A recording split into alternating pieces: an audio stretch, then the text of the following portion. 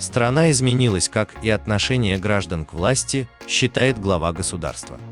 Президент Касым-Жомарт Токаев заявил, что разрыв между богатыми и бедными в стране достиг недопустимого уровня и стал одной из причин произошедших в стране событий. По его словам, произошедшие массовые беспорядки обнажили проблемы, копившиеся в стране годами. Сегодня перед государством стоит стратегическая задача глубинной трансформации всего общественного уклада. Нам нужны реформы, которые отвечают чаяниям, интересам всего Казахстана. Страна изменилась и отношение наших граждан к власти, экономической системе и к жизни в целом. Как я заявил 11 января в парламенте, разрыв между богатыми и бедными попросту достиг недопустимого уровня.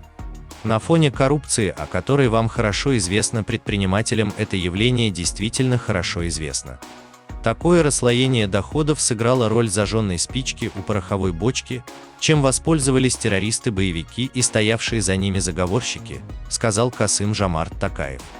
Глава государства добавил, что сейчас ведется следствие, результаты которого в скором времени будут известным всем гражданам страны и всей мировой общественности.